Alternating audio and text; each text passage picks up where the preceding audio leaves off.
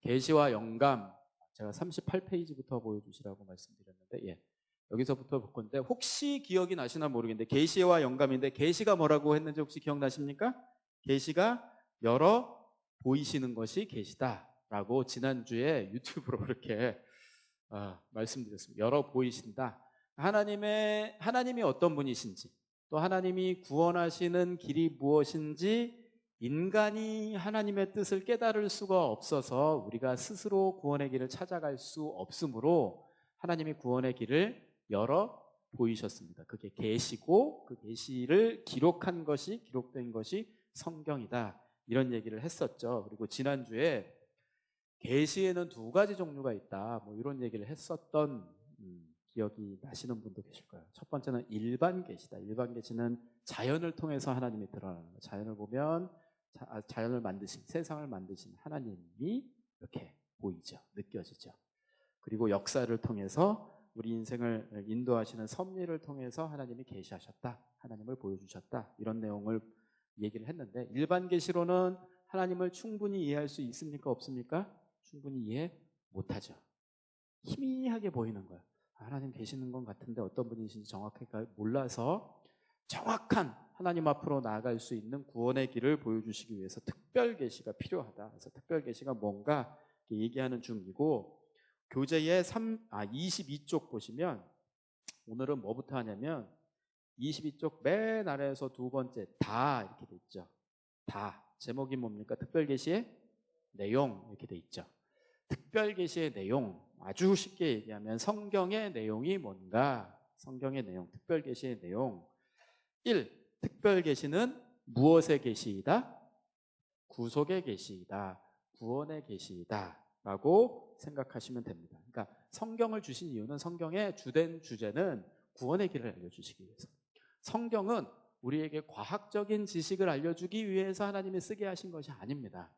뭐 예를 들면 여러분, 예수님이 마태복음에 뭐라고 했냐면, 예수님이 모든 씨앗보다 작은 것이 겨자씨라고 말씀을 하셨어요. 근데 이 씨가 심겨지면 나중에 큰 나무보다 더 커진다. 근데 이거를 보고서 생물학적인 세상에서 제일 씨는, 작은 씨는 겨자씨다, 요런 얘기를 예수님이 하셨다고 그렇게 받아들이면 됩니까, 안 됩니까? 겨자씨보다 훨씬 작은 씨도 있대요.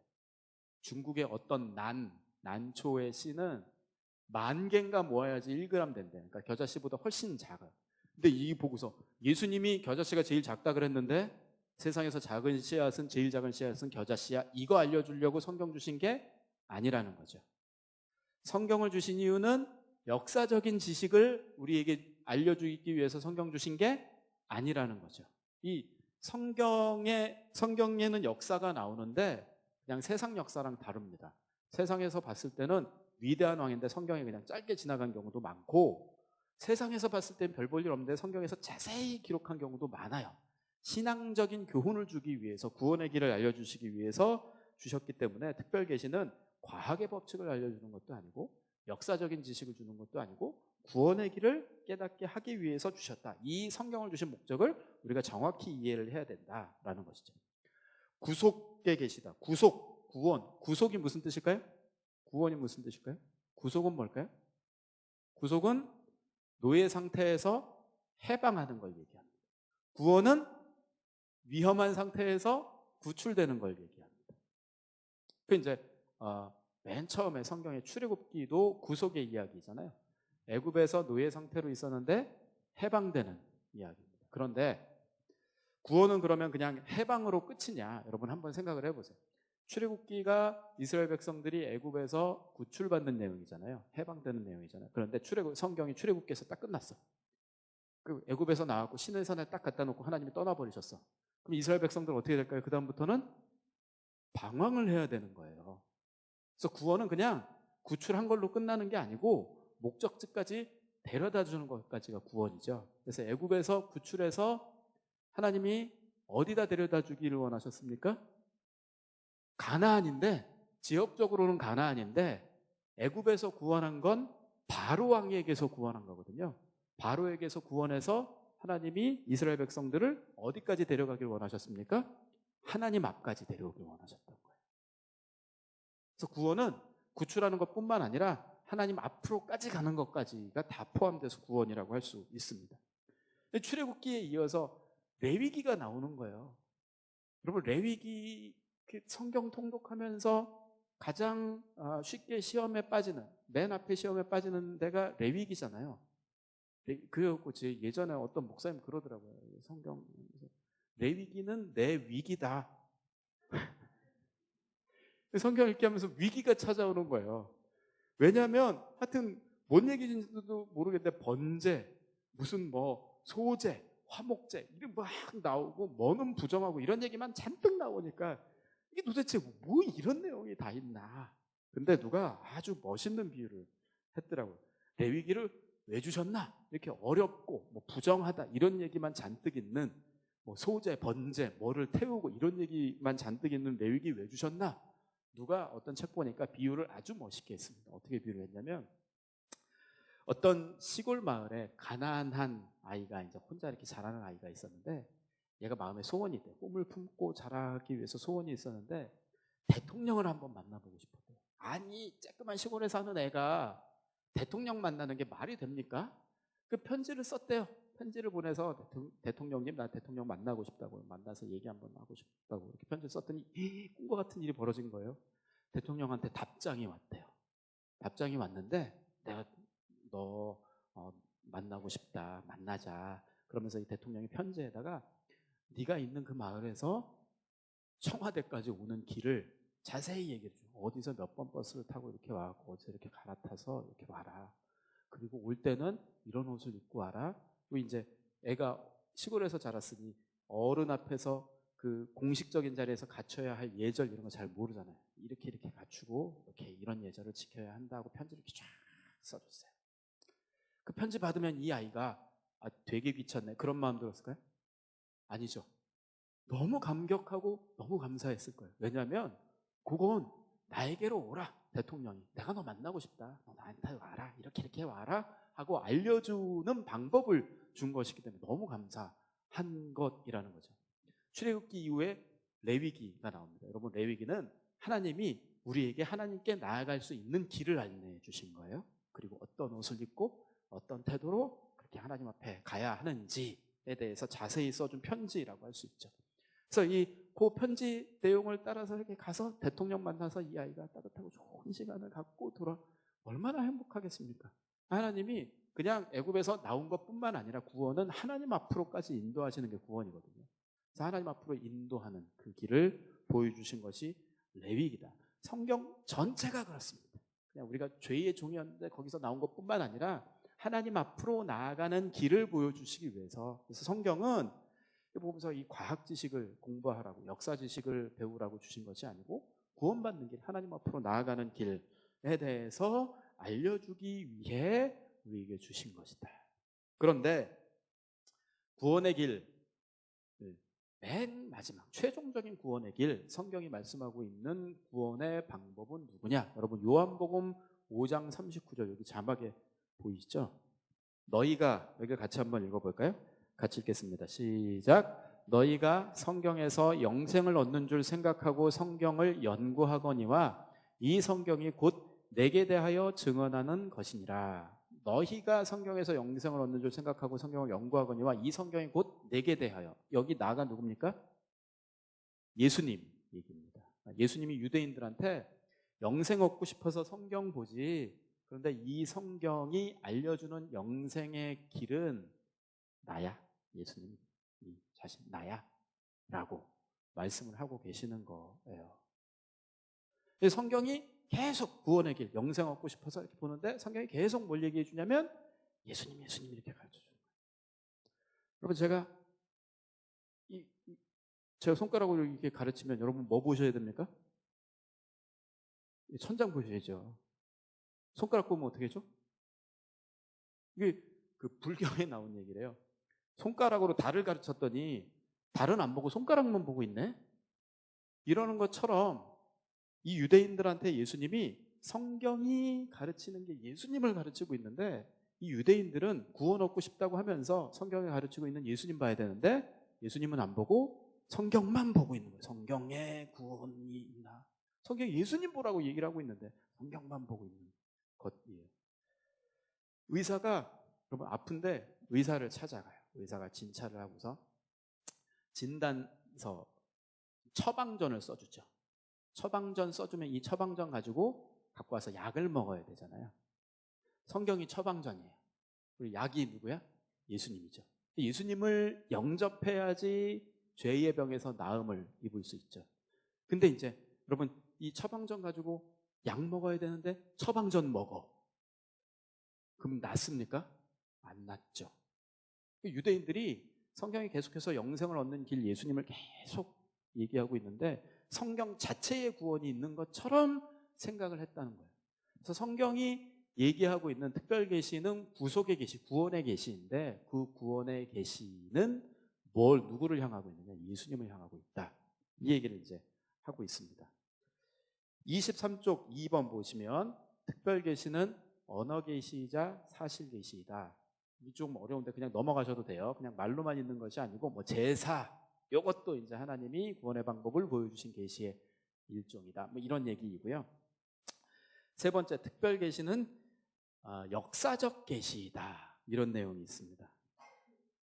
역사적 계시다. 이 성경이 결국 예수님이 우리 죄를 대신해서 죽으심으로 예수 믿으면 구원받는다는 얘기를 결국 하시는데 여러분 아브라함한테 예수님 얘기했습니까? 안 했죠. 구약의 이스라엘 백성들한테 예수라는 사람이 태어날 텐데 믿으면 네가 구원받. 이 얘기를 아브라함한테 구약 백성들한테 하셨습니까? 안 하셨죠. 왜 안 하셨을까요? 어차피 이 얘기 하실 거면서 왜 안 하셨을까요? 여러분 자녀들은 요즘에 뭐 먹어요? 밥 먹죠. 고기 반찬에 밥 먹잖아요. 처음에 태어나자마자 고기 반찬 주셨어요? 아니 처음에 뭐 주셨습니까? 우유 주고 이유식 주고 밥 줄 때도 반찬은 이렇게 안 맵게 씻어서 주고 그 다음에 밥 먹고 갈비 먹고 이렇게 됐잖아요.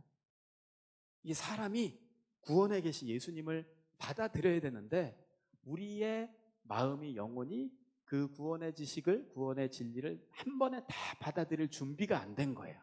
우리는 아직 갓난아기 같은 거예요. 그럼 이제 하나님이 이해할 수 있을 만큼 조금씩 역사를 통해서 점진적으로 보여주셨다. 특별 계시는 점진적인 역사적인 점진적인 계시다. 그래서 한 번에 다 알려준 게 아니고 조금씩 우리가 이해할 수 있을 만큼 조금씩 더 풍성하게 알려주셨다는 얘기가 이제 특별 계시는 역사적 계시다. 그런 내용이라고 할 수 있습니다. 보니까 주님이 진짜 최고의 선생님이신 거예요. 원래 최고의 선생님은 수준에 맞게 이렇게 잘 이해 못하면 쉬운 내용부터 이렇게 가르치는 게 최고의 선생님이잖아요. 주님이 그러시더라고요. 보니까 사도행전 보니까 베드로한테도 그러셨어요. 베드로한테 고넬료 집에 가서 세례를 복음을 전해라. 예, 하기 전에 예수님은 어떻게 하셨습니까? 주님은 어떻게 하셨습니까? 꿈꾸게 하셨죠. 보자기가 내려와갖고 뭔가 부정한 짐승들 먹으래요. 베드로가 안 먹어요. 저는 부정한 것, 깨끗이 않은 거 먹은 적이 한 번도 없습니다. 하나님 뭐라 그러시냐면 내가 깨끗하게 한 거 네가 부정하다고 하지 말아라. 그런 다음에 이방인 고넬료가 와요. 만약에 꿈 안 꿨었으면 고넬료 왔을 때 뭐라 그랬을까요? 나 이방인하고 같이 안 어울린다고 그랬을 텐데 미리 알려주시고 고넬료 따라가서 복음을 전해. 어떻게 해요? 뭐 그게 할 수밖에 없는 거예요. 따라가서 복음을 전했더니 상상도 못했던 일이 벌어져요. 막 회개에 막 울고 성령 받고 막 그래요. 성령 받으리라고 기대하지 않고 그냥 어쩔 수 없이 가갖고 복음을 전했는데 성령을 받아버리는 거예요. 이방인한테도 하나님이 은혜를 주시는구나, 성령을 주시는구나. 나중에 깨닫습니다. 그래서 세례 주고 그 이후에 이전에는 유대인들한테만 복음을 전했는데 그 이후에 이방인들한테 복음을 전하기 시작합니다. 그래서 이방인에게도 복음이 나아가야 함을 알려주기 위해서 꿈꾸게 하시고 고넬료를 보내시고 성령을 주시고 세례받게 하시고 그 과정을 이렇게 한 단계씩. 이제 계시도 그렇게 하셨다는 거예요. 우리가 구원의 진리를 한 번에 깨달을 수 없으므로 예전부터 조금씩 역사를 통해서 점진적으로 풍성히 깨닫게 하셨다. 특별 계시는 역사적 계시이다. 그런 내용입니다. 라 보면 일반 계시와 특별 계시의 관계 이렇게 돼 있죠. 특별 계시를 통하여 하나님의 일반 계시의 진리들을 어떻게 이해할 수 있다? 올바르게 이해할 수 있다. 일반 계시, 아까 말씀드렸듯이 역사 또 자연을 통해서 하나님의 하나님 되심이 드러나는데 그냥 그것만 보고 하나님을 깨달을 수 있느냐면 그렇지 않다는 것이에요. 특별 계시, 성경을 통해서 성경을 아는 사람이 자연을 보면 자연 속에서 하나님의 섭리가 보입니다. 하나님이 선명하게 느껴져요. 그래서 우리는 자연을 봐도 우와 꽃이 진짜 이쁘네 그냥 이런 사람들이 아니잖아요. 우리는 자연 보고 꽃이 이쁠 때 어떻습니까? 주 하나님 지으신 모든 색 이렇게 되는 거죠. 특별 계시를 통하여 하나님의 일반 계시인 자연을 볼 때, 역사를 볼 때 하나님의 역사, 하나님의 은혜들을 올바로 이해할 수 있게 된다. 2번, 일반 계시는 특별 계시를 제대로 이해하도록 장려해 준다. 뭐 비슷한 내용입니다. 넘어가 보겠습니다. 예, 그것도 넘어가시면 되고요. 자, 이제 본격적으로 성경의 본질, 하나님이 특별 계시, 하나님의 하나님 되심을 드러나게 하셔서 성경을 쓰게 하셨는데 다음이에요. 다음 페이지요. 다음. 다음이요. 네, 성경의 본질, 영감 이렇게 하나님의 드러내 보여주셨는데 그 하나님의 계시를 적었죠, 썼습니다. 여러분 성경의 저자는 누굽니까? 하나님이요. 창세기, 출애굽기, 레위기, 민수기, 신명기는 누가 썼습니까? 네? 자신 있게. 모세. 마태복음은 누가 썼습니까? 마태. 누가복음은 누가? 로마서는 바울이 썼죠. 다 뭐 모세가 쓰고 뭐 마태가 쓰고 누가가 쓰고 바울이 쓰고 그랬네요. 그런데 우리는 뭐라 그러냐면 성경의 저자는 하나님이라고 이야기를 합니다. 이 사람이 썼는데 하나님이 썼다고 얘기돼요. 어떻게 하나님이 쓰셨냐? 사람이 썼는데, 사람 저자들이 있는데 어떻게 하나님이 성경을 썼다고 이야기를 하느냐에 대한 내용이 영감에 대한 내용입니다. 사람이 썼는데 이제 하나님이 우리 디모데후서 3장 16절에 보시면, 다음을 한번 보실래요? 예. 디모데후서 3장 16절 여기 한번 같이 읽겠습니다. 모든 성경은 시작. 모든 성경은 하나님의 감동으로 된 것으로 교훈과 책망과 바르게 함과 의로 교육하기에 유익하니.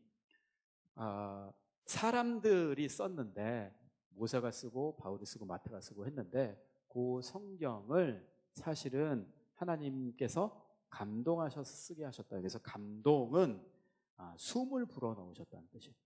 후 하고 불어넣으셨다는 뜻입니다.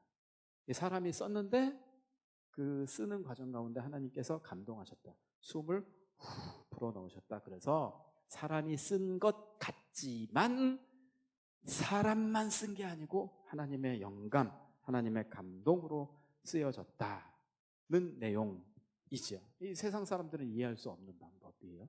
그래서 이제 이중저자라고 얘기합니다. 사람이 썼는데 하나님이 쓰신 거야. 선지자를 통하여 쓰셨죠. 하나님이 사도를 통하여, 선지자를 통하여, 인간은 하나님께 받아서. 베드로후서 1장 21절 여기 예언은 언제든지, 우리 같이 한번 읽겠습니다. 예언은 언제든지 시작. 예언은 언제든지 사람의 뜻으로 낸 것이 아니요 오직 성령의 감동하심을 받은 사람들이 하나님께 받아 말한 것이니라. 사람이 썼는데 사람의 뜻으로 한 것이 아니고 하나님께 받아서 쓰게 됐다. 그 얘기죠. 이중저자. 사람이 썼는데 하나님이 입김을 불어넣으셨다. 그걸 이제 감동하셨다라고 얘기를 합니다. 이제 영감을 주셔서 쓰게 하셨다. 사실 이렇게 하면 뭐 간단하고 끝나는데 이게 가만히 보면 그거 어떻게 영감하셨는데? 라고 생각을 해보면 굉장히 골치 아픕니다. 어려워요. 그래서 다음을 한번 보여주세요. 예, 그 다음이요. 예. 영감의 방식, 그 어떻게 첫 번째는 기계적 영감이라는 설이 있어요. 이게 무슨 얘기냐면 성경 저자가 하나님께서 감동하셔서 성경 저자가 썼잖아요. 근데 이 기계적 영감은 무슨 얘기냐면 성경을 쓸 때 하나님이 불러주시고 그 모세는 그냥 받아쓰기 한 거예요. 자, 모세 받아 적어라. 태초에 하나님이 천지를 틀렸다. 글자 고쳐 이렇게 그걸 이제 기계적 영감이라고 하는데 이거 맞을까요? 틀릴까요? 하나님이 다 하시고 인간은 그냥 쓰기만 한 거야. 받아쓰기 한 거야. 이거 맞을까요? 틀릴까요? 여기는 인간의 감정도 생각도 아무것도 안 들어가고 그냥 하나님이 쓰게 하셨다. 이게 아닌 것 같죠. 이제 성경을 조금 아시니까 아닌 것 같죠. 성경에 보면 성경 저자들의 특성, 특징, 교육 정도 뭐 이런 것까지 다 이제 녹아져 있습니다. 감정도 드러나요. 제가 여기 잘 보이실까 모르겠는데 이게 어디냐면 고린도전서 9장 15절이거든요. 왜 했냐면 저희 동그라미 어디에 동그라미 돼 있습니까? 동그라미 돼 있는 데가 뭐예요? 말줄임표 있잖아요. 말줄임표 이렇게 동그라미. 여러분 지금 개역 개정 요 성경에는 말줄임표가 없었어요. 네. 개역 한글판 요 번역되기 이전에는 성경에 말줄임표가 있었습니다. 혹시 보신 적 있으세요? 보셨었어요? 성경 꽤 오랜 세월 보셨을 텐데 말줄임표 있던 거 기억 안 나세요? 말줄임표가 있었습니다. 원어도 보니까 원어도 이렇게 우리나라처럼 저 점점점 돼 있지는 않는데 이렇게 찍 돼 있더라고요. 헬라어로 보니까 찍 돼 있어요. 어쨌든 간에 말이 멈춘 거예요. 이게 무슨 내용이냐 여기 보면 그러나 내가 이것을 하나도 쓰지 아니하였고 또 이 말을 쓰는 것은 내게 이같이 하여 말라는 것이 아니라 내가 차라리 죽을지언정 하고 바울이 말을 그쳐버립니다. 감정이 이렇게 막 올라온 거예요. 무슨 내용이냐면 이 고린도 교회 성도들이 난 뭐 고기 먹을 권리가 있어. 자기 권리 행사하는데 바울이 무슨 얘기하냐. 나도 사도로서의 권리가 있는데 차라리 내가 죽을지언정 복음을 헛되게 하고 싶지 않아서 내가 권리를 쓰지 않는다. 이러면서 차라리 죽을지언정 하면서 감정이 복받쳐 올라온 것 같아요. 그래서 문장을 계속 잊지를 못합니다.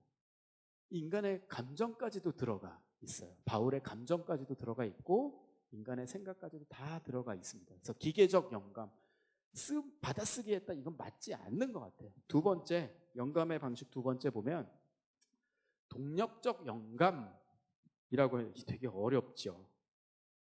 이게 성령께서 영감을 주셨는데 쓸 때는 기록할 때는 그냥 자기가 열심히 생각하고 쥐어짜면서 성경을 썼다. 이거 맞을까요? 틀릴까요?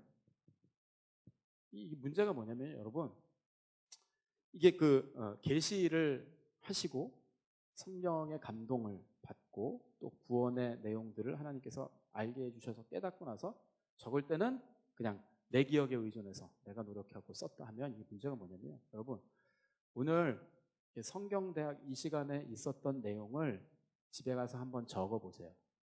어떻게 될 것 같으세요? 하나도 생각 안 날걸요? 그 사람이 적을 때까지도 하나님이 도와주시지 않으면 성경은 오류투성이일 겁니다. 이 동력적 영감이라고 되어 있는데 적을 때는 하나님이 안 하시고 인간이 자기 머리를 쥐어 짜내서 썼다. 만약에 그렇다면 성경은 엉망일 거예요. 우리는 기계적 영감을 믿지도 않고 동력적 영감을 믿지도 않고 세 번째 유기적 영감을 믿는다라고 하는데 여러분 25쪽 맨 위에 보십시오. 하나님은 이렇게 돼 있죠. 하나님은 여기 같이 한번 읽겠습니다. 시작. 하나님은 인간 저자들에게 있는 그대로의 성품과 기질, 은사와 재능, 교육과 문화, 어휘와 어법, 문체, 스타일 등을 함께 활용하시되 그들의 마음을 조명하시고 격려하여 성경을 기록하게 하셨다. 또한 그들에게 세밀하게 역사하셔서 그들이 글을 쓸 때 죄의 영향력을 억누르시고 그들의 언어를 선택하고 생각을 표현하는 일에 유기적인 방법으로 인도하셨다. 즉 성령의 감동으로서 죄의 영향을 제거하여 하나님의 뜻이 추호의 오류 없이 기록되게 하신다는 견해이다. 하나님이 인간, 저자의 베드로면 베드로, 바울이면 바울, 그 성품과 기질과 재능과 성격까지 다 사용하셔서 성경을 적게 하시되, 그렇다고 자기의 노력만으로, 자기 기억만으로, 자기 생각만으로 쓰게 한 것이 아니고 그 모든 것을 활용하되 쓸 때 하나님이 도와주시고 오류가 없을 수 있도록 그렇게 영감하셨다. 믿기 제일 어려운 거죠. 인간의 특성도 사용하시고 성령께서 또 역사하시고, 믿기 제일 어려운데 그런 방법으로 성경을 쓰게 하셨다. 성경을 쓸 때 영감을 주셨다라고 우리는 믿습니다. 이 방법으로 이제 성경을 쓰게 하셨다는 것이죠. 다 영감의 범위 이렇게 나와 있습니다. 되게 어렵죠? 보면 뭐 부분 영감, 사상 영감, 축자 영감 이렇게 있습니다. 또 어렵습니다. 부분 영감은 뭐냐? 부분 영감은 성경의 모든 부분이 아니라 성경의 어떤 특정 부분에만 영감하셨다는 견해이다. 그러니까 성경이 이렇게 다 있는데 하나님이 영감하신 하나님의 뜻을 기록한 부분도 있고 그냥 인간의 생각도 같이 들어가 있다. 이거 맞을까요? 틀릴까요?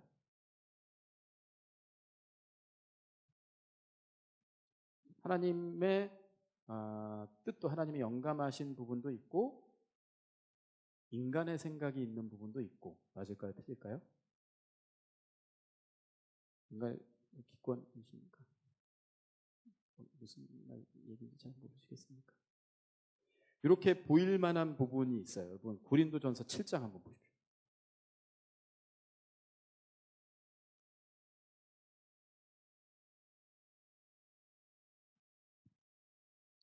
고린도전서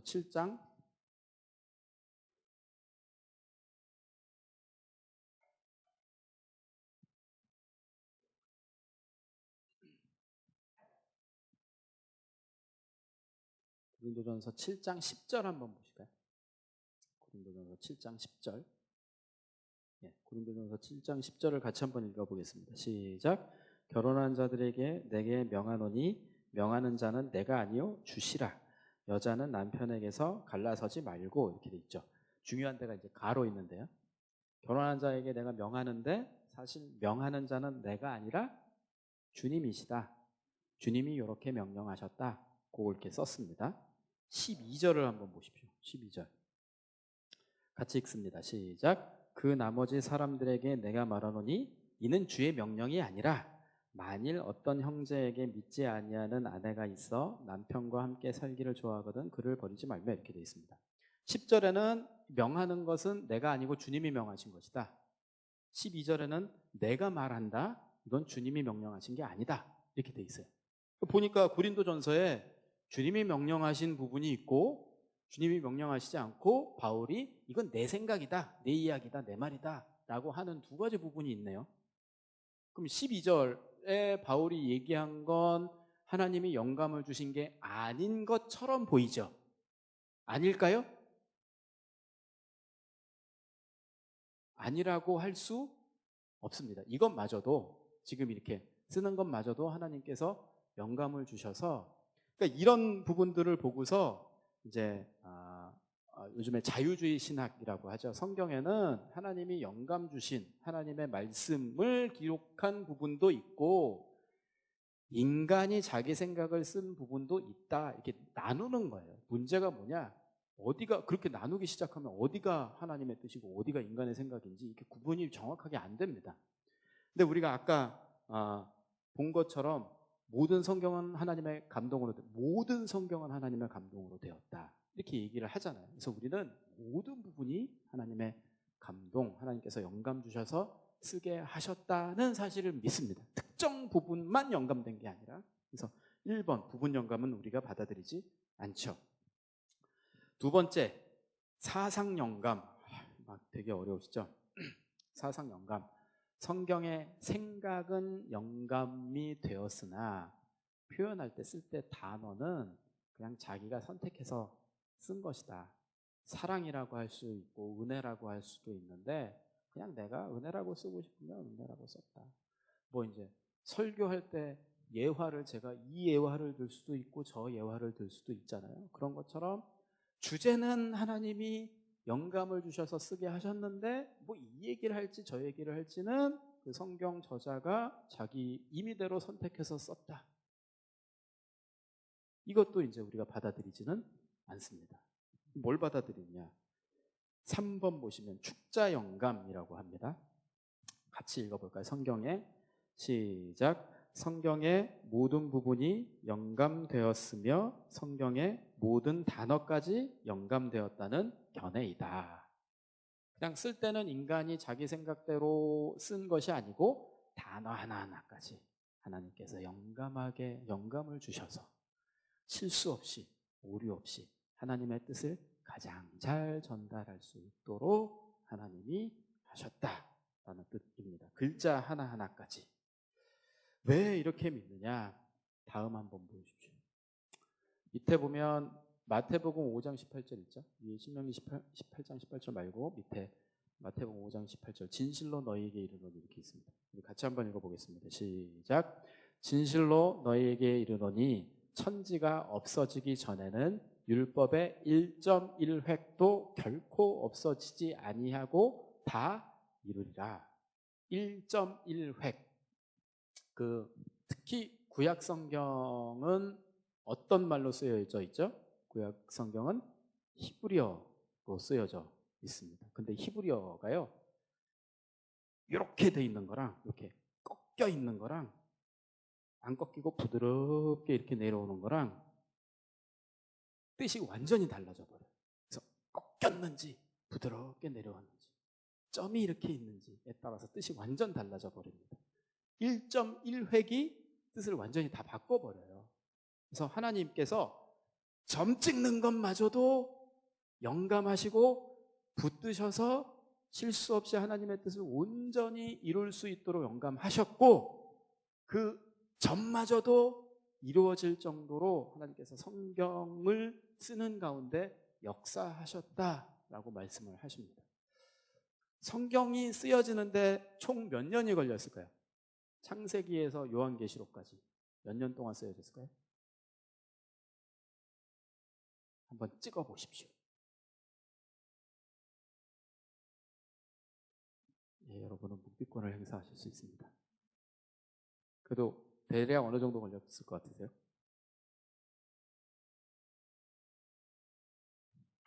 죄송해요. 제가 말씀드릴게 한 1500년, 1600년 정도 걸렸대요. 다 쓰여요. 1500년, 1600년 정도 걸렸답니다. 저자가 몇 명 있을까요? 여러분 아는 저자 누구 있습니까? 모세 있고 또 누구 있죠? 다윗도 있고 또 뭐 이게 있죠. 총 저자가 몇 명 정도 될까요?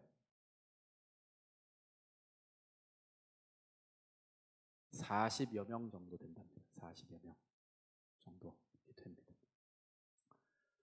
1600년 동안 40여 명의 저자에 의해서 성경이 이렇게 쓰여졌습니다.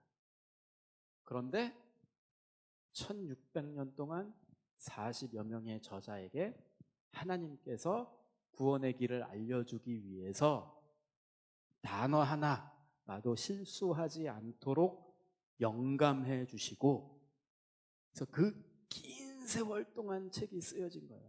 여러분 어떤 책을 쓰는데 어떤 작가가 한 2년 동안 최선을 다해서 썼다. 그럼 무슨 생각 드십니까? 진짜 공들인 책이구나 라는 생각이 들죠. 책을 1600년 동안 썼어요. 어떤 생각이 드십니까?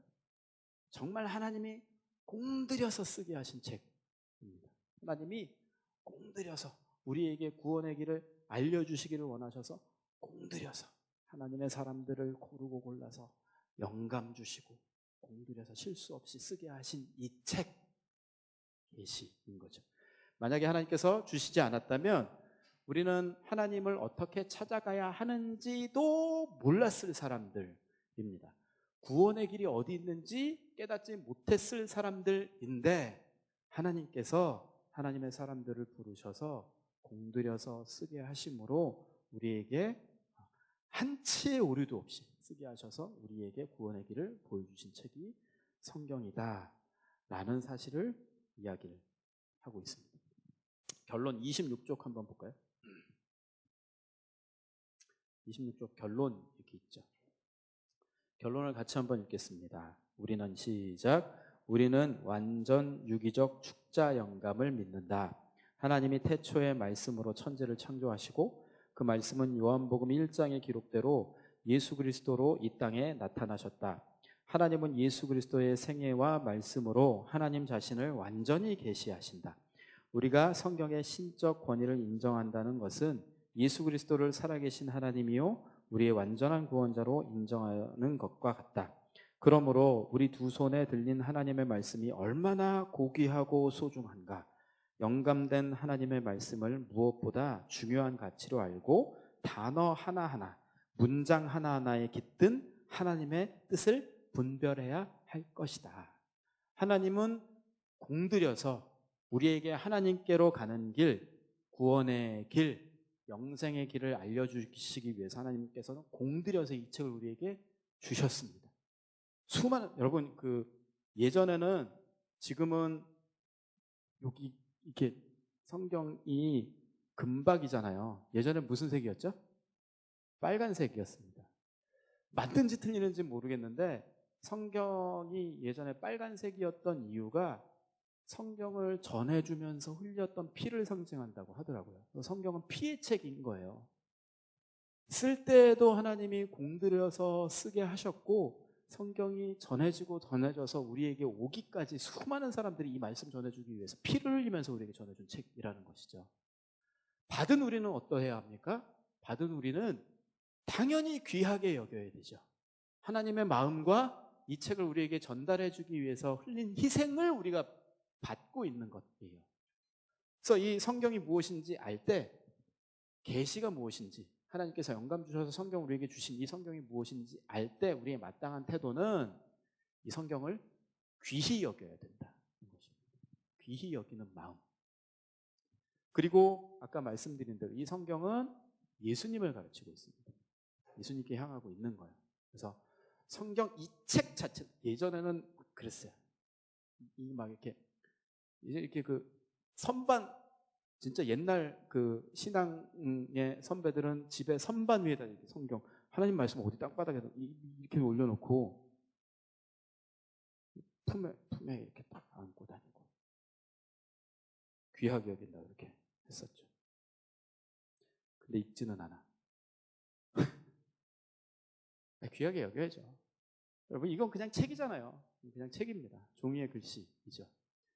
이거 귀하게 여긴다고 밤길 갈 때 무서울 때 이거 안고 다니고 그러면 귀신이 왔다 이거 막 도망가, 이런 것처럼 미신적인 능력이 있는 게 아니라 읽을 때 능력이 되지 않습니까? 사랑하고 읽고 그리고 이 말씀에 가르치고 있는 예수 그리스도를 더 많이 사랑하게 되는 것, 이 말씀을 주신 하나님의 마음을 깨달은 사람들의 태도라고 할 수 있습니다. 여기 26쪽에 밑에 쭉 보세요. 여러분, 교리와 함께 살기, 오늘 배운 내용을 요약해보자 이렇게 나오죠.